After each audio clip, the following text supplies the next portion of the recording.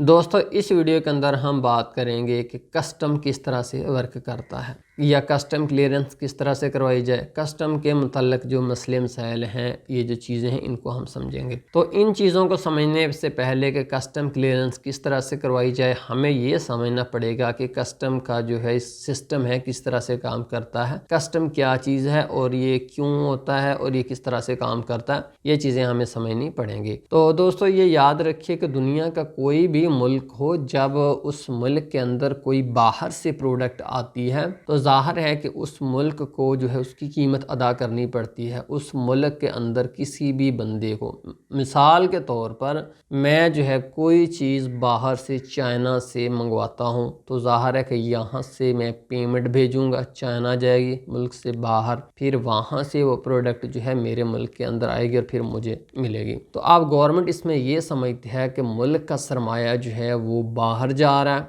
मुल्क को जो है नुकसान हो रहा है, उसके डॉलर्स कह लें, उसकी करेंसी कह लें, उसके वसाइल कह लें, वो बाहर जा रहे हैं और बाहर से कोई उसके बदले में चीज़ आ रही है जिसका फ़ायदा उस मुल्क को हो रहा है। तो वो कहते हैं कि यहाँ पर हम उस चीज़ के ऊपर एक टैक्स अप्लाई करेंगे, वो टैक्स आप अदा करेंगे तो ही वो चीज़ जो है वो हमारे मुल्क के अंदर दाखिल हो सकती है। हर चीज़ जो भी बाहर से आती है उसके ऊपर जो है कस्टम अप्लाई होता है, कस्टम उसका देना पड़ता है। अब इसमें यूँ समझें कि प्रोडक्ट्स जो हैं उसके मुल्क के अंदर, उस मुल्क की चार दीवारी के अंदर इंटर होने के बहुत सारे मीडियम्स हैं। हो सकता है कि वो चीज़ जो है वो बाय एयर यानी कि जहाज़ से उस मुल्क के अंदर आ रही हो, या यूँ हो सकता है कि वो बाय सी, समंदर के ज़रिए वो उस मुल्क के अंदर शिप हो रही हो, या कह लें कि कोई बंदा बाहर से आ रहा है, वो ख़ुद अपनी चीज़ अपने हैंड बैग के अंदर या वो उस मुल्क के अंदर लेकर मुख्तलिफ़ ज़राए से वो चीज़ उस मुल्क के अंदर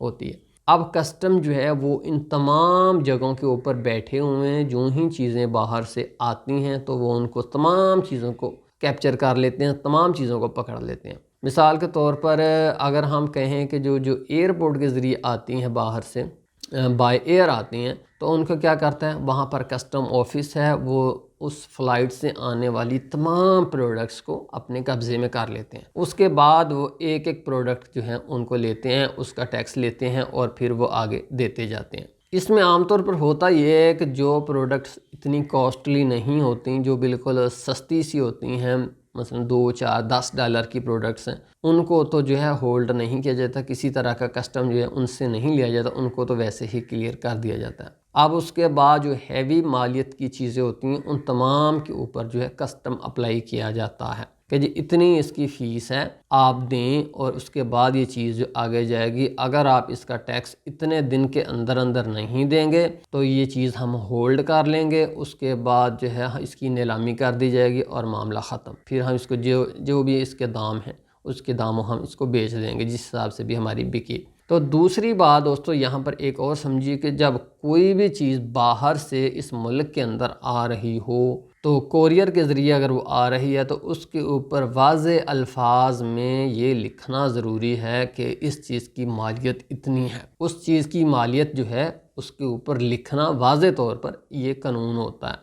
अगर आप नहीं करते तो आप उससे भी मज़ीद जो हैं ज़्यादा मामलात में उलझेंगे। तो इसलिए बाहर से कोई भी चीज़ शिप होती है तो उस पैकेट के अंदर क्या है ये लिखना ज़रूरी होता है, वो कितनी मालियत की है और किस बंदे को देनी है, ये 3 चीज़ें, और कहाँ से आई है, ये जो चीज़ें हैं ये मस्ट होती हैं, उसके ऊपर ज़रूरी होती हैं। तो कस्टम जो है आम तौर पर उस चीज़ के ऊपर जितनी मालियत लिखी हुई होती है उसके मुताबिक उसके ऊपर कस्टम जो है वो अप्लाई करते हैं। अब यहाँ पर एक पॉइंट और समझिए कि यूँ भी हो सकता है कि कोई बंदा चालाकी करने की कोशिश करे और ऐसा करे कि मिसाल के तौर पर $1000 की प्रोडक्ट है, वो वहाँ पर लिख देते हैं $100, $50, इतने अगर लिख देते हैं तो अभी कस्टम जिसके ऊपर थोड़ा पड़ेगा। तो ये याद रखिए कि कस्टम वालों को इस चीज़ का इख्तियार होता है कि कोई भी प्रोडक्ट है उसको खोलकर उसके अंदर क्या चीज़ है हर चीज़ को खोलकर वो देख सकते हैं, उनको इख्तियार होता है। और ये आम तौर पर मना होता है, दोनों मुल्कों की तरफ से ही मना किया जाता है कि चीज़ की एग्जैक्ट वैल्यू जो है वो आपने उसके ऊपर लिखनी है। मिसाल के तौर पर $1000 की प्रोडक्ट थी, उसके ऊपर आपने जो है उस कंपनी ने लिख दिया $100। अब जब कस्टम जो है उसका अंदाज़ा करेगा कि क्या इसके अंदर है, वो देखेगा उसको खोल कर, फिर वो ज़ाहिर है कि वो मुख्तलिफ़ ज़रिए से उसकी कीमत जो है उसका अंदाज़ा कर सकते हैं। एक तो वैसे ही उनके पास जो है एक चार्ट होता है कि जी इस चीज़ का इतना टैक्स लेना है, इस चीज़ का इतना लेना है, मोबाइल फ़ोन का इतना लेना है, हैवी मशीनरी का इतना है, शूज़ के ऊपर इतना है, जूते के ऊपर उतना है, साइकिल के ऊपर इतना है, मोटरसाइकिल के ऊपर इतना है, कार के ऊपर इतना है। इनके पास एक पहले ही गवर्नमेंट की तरफ से इशू की हुई लिस्ट होती है कि जी आपने इस चीज़ का इतना जो है वो कस्टम लेना है। कोई मतलब उनका अपना जहन नहीं होता, उनको पहले से गवर्नमेंट की तरफ से जो लिस्ट दी जाती है उसके मुताबिक ही वो चीज़ के ऊपर कस्टम अप्लाई करते हैं। नंबर 1।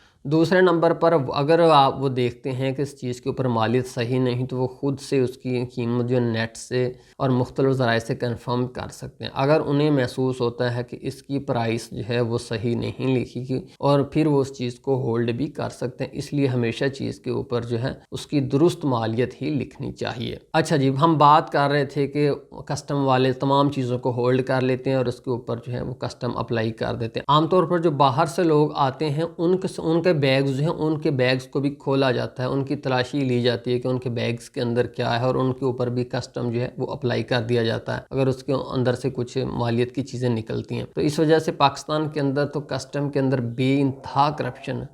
अच्छा जी, हम बात कर रहे थे कि बाहर से जो भी पार्सल्स आते हैं उनको होल्ड कर लिया जाता है कस्टम में। अब जो कस्टम है वो जो प्रोडक्ट्स होल्ड कर लेता है, जिनके ऊपर कस्टम अप्लाई करता है, तो उसके बाद क्या चीज़ें उन्हें चाहिए होती हैं। तो याद रखिए, पहले नंबर पर तो उन्हें जो है पैसे चाहिए, जो भी कस्टम बनता है जितनी फ़ीस है वो उनको फ़ीस चाहिए। उसके बाद उन्हें ये चाहिए कि किस बंदे की प्रोडक्ट है, इस मुल्क के अंदर कौन बंदा है जो ये प्रोडक्ट रिसीव करेगा, उसका आईडी कार्ड, उसकी आइडेंटिटी चाहिए। तीसरा, उन्हें चाहिए पेमेंट प्रूफ। पेमेंट प्रूफ का मतलब ये है कि मिसाल के तौर पर मैंने बाहर चाइना से एक प्रोडक्ट परचेज़ की, कस्टम के अंदर फंस गई, तो अब कस्टम ये डिमांड कर रहा है कि कस्टम फ़ीस के अलावा आपका अपना जो है नेशनल आइडेंटिटी कार्ड, उसके अलावा आपको पेमेंट प्रूफ देना पड़ेगा। पेमेंट प्रूफ का मतलब ये है कि जब आपने मिसाल के तौर पर पाकिस्तान से पेमेंट की चाइना में, तो जो बैंक स्टेटमेंट है, जो क्रेडिट कार्ड स्टेटमेंट है या डेट कार्ड स्टेटमेंट है, उसके ऊपर कहाँ पर आपकी कटौती हुई है वो हमें दिखाएं। पेमेंट प्रूफ कि क्यों आपने कौन सी पेमेंट की है, ये चीज़ें उन्हें चाहिए। चौथी, उन्हें चाहिए उस चीज़ की यूज़र मैनुअल। यूज़र मैनुअल का मतलब ये है कि आपने बाहर से मिसाल के तौर पर एक कैमरा जो है मंगवाया, तो आपको अब कैमरे की यूज़र मैनुअल दिखानी पड़ेगी ताकि वो इंश्योर कर सकें कि ये कैमरा ही है। वो आपकी यूज़र मैनुअल को देखेंगे, वो प्रोडक्ट को देखेंगे, क्या दोनों सेम हैं, ठीक है, कोई ऐसी डेंजरस चीज़ तो नहीं, कोई ख़तरनाक चीज़ तो नहीं है। ये चीज़ें इंश्योर करने के बाद आपकी प्रोडक्ट को वो रिलीज़ कर देंगे। तो याद रखिए कि जो लोग बाहर से हैवी मालियत की चीज़ें मंगवा रहे हैं वो ये मत समझें कि उन्हें जो है उनके डोर स्टेप के ऊपर वो चीज़ जो है डिलीवर हो जाएगी। ऐसा नहीं होगा। मिसाल के तौर पर मैं बाहर से कोई चीज़ मंगवाता हूं तो मुझे ये तय करना पड़ेगा कि कस्टम जो है वो मुझे अदा करना है या उस कंपनी ने अदा करना है। ये क्लियर होना चाहिए। आपको उनसे पूछना चाहिए कि कस्टम इसका कौन दे रहा है, आप दे रहे हैं तो कस्टम क्लियरेंस आपकी ज़िम्मेदारी होगी। ऐसे में जो कोरियर है वो शिप बाहर से कर रहा है तो उसकी ज़िम्मे होता है कि वो कस्टम आपको क्लियर करवा कर आपके डोर स्टेप के ऊपर चीज़ दे। मिसाल के तौर पर आप बाहर से कोई कैमरा मंगवा रहे हैं या कोई इंस्ट्रूमेंट मंगवा रहे हैं, अगर आप वो DHL के ज़रिए मंगवा रहे हैं तो DHL आपको कस्टम क्लियर करवा कर देगा। अगर आप फेडेक्स के ज़रिए, ये भी कोरियर सर्विसेज हैं, मंगवा रहे हैं, तब ये फेडेक्स की ज़िम्मेदारी है वो कस्टम क्लियर करवा कर आपको अपने घर के ऊपर उस चीज़ को डिलीवर करें। लेकिन इस तरह से नहीं होता कि वो चीज़ आती है फेडेक्स के पास और वहाँ से वो पेमेंट देकर वो चीज़ जो है आपको दे देते हैं। इस तरह से नहीं होता। आमतौर पर जब बाहर से शिप होती है, मिसाल के तौर पर लाहौर इलामा इकबाल इंटरनेशनल एयरपोर्ट के ऊपर वो चीज़ आई, वहाँ से वो कस्टम ने जो है वो काबू कर ली। अब कस्टम क्या करेगा कि कुछ कागजात जो हैं वो फेडेक्स को देगा कि ये हमें जो है फॉर्म फिल करके दें, ये अपना एफिडेविट दें और हमें सारी मालूमात दे वो बंदा जो प्रोडक्ट रिसीव कर रहा है। अब मैं मिसाल एक दे रहा हूँ कि फेडेक्स है, फेडेक्स क्या करेगा, वो सारे डॉक्यूमेंट्स जो है या फेडेक्स है कोई भी कोरियर कंपनी आपके एड्रेस पर भेज देगा। आपके एड्रेस के ऊपर जब आपको डॉक्यूमेंट मिलेंगे तब आप उसके ऊपर सिग्नेचर करोगे, अपनी आईडी कार्ड की कॉपी प्रोवाइड करोगे, पेमेंट का प्रूफ पे जो है वो प्रोवाइड करोगे। ये चीज़ तमाम चीज़ें जो भी उनसे डॉक्यूमेंट्स के ऊपर होंगी आप प्रोवाइड करके वापस जो है फेडेक्स को कोरियर कर दोगे। जब ही आप फेडेक्स को कोरियर करोगे तो उनके पास जाएंगी, तब वो डॉक्यूमेंट्स लेकर दोबारा जो है वो जाएंगे कस्टम ऑफिस। फिर कस्टम ऑफिस जो है उस चीज़ को क्लियर कर देगा, तो फिर फेडेक्स दोबारा आपको डिलीवरी करेगा। यूँ समझिए कि जब आप बाहर से कोई चीज़ मंगवा रही हैं तो ये जहन में मत लाइएगा कि वो अगर वो हैवी मालियत की चीज़ है तो आपको आपके डोर स्टेप पर मिलेगी। आपके डोर स्टेप पर आने से पहले आपको कागजात मिलेंगे कस्टम के, उनको आपको क्लियरेंस करवाने के बाद आपको प्रोडक्ट मिलेगी। आमतौर पर इससे जो है 15 दिन से लेकर 1 माह तक भी इस सारे प्रोसेस के अंदर लग जाता है। इस सूरत हाल में जो आपने कोई किसी तरह का कोई भी कस्टम अदा नहीं करना, आपने 1 भी रुपया नहीं देना, तमाम का तमाम जो कस्टम है वो आपका जो कोरियर कंपनी जिसकी ज़िम्मेदारी है, मिसाल के तौर पर कोरियर DHL है या फेडेक्स है, जो भी है वो ही सब कुछ पे करेंगे, आपने कुछ भी पे नहीं करना। लेकिन और सुनिए, अगर मिसाल के तौर पर आप ख़ुद से कस्टम क्लियर करवा रहे हैं, आप जो है उन कंपनीज़ के ज़रिए कोरियर सर्विसेज के ज़रिए नहीं करवा रहे, तब क्या है, तब आपको कोई जो है कस्टम एजेंट ढूंढना पड़ेगा। कस्टम एजेंट जो है वही आपको क्लियर करवा कर देगा, आप खुद से उसको क्लियर नहीं करवाते। कस्टम एजेंट जो है आपसे तमाम ज़रूरी कागजात और कस्टम की फ़ीस जो है आपसे लेकर वो आपको क्लियर करवा कर आपकी चीज़ जो है हैंड ओवर देगा। लेकिन मैं आपको ये प्रेफर करूँगा कि जब भी आपने कस्टम क्लियर करवाना हो तो आप जो है कस्टम एजेंट की बजाय जो भी आपकी कोरियर सर्विस है उसके थ्रू ही उसको क्लियर करवाएं।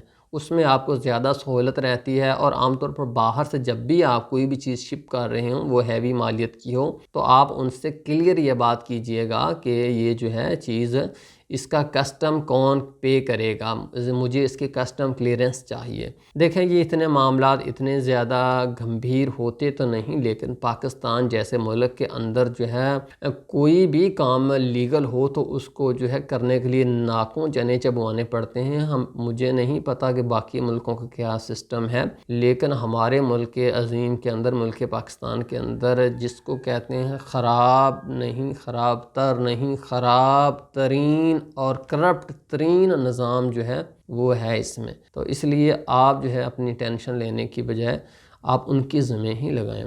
तो दोस्तों मुझे उम्मीद है कि आपको कस्टम के हवाले से मालूमात हुई होंगी। बहुत शुक्रिया माजिद गुरा यूट्यूब चैनल देखने का। दोस्तों एंड पर मैं आपसे रिक्वेस्ट करूँगा कि प्लीज़ लाइक दे दें। बहुत शुक्रिया, अल्लाह हाफ़िज़।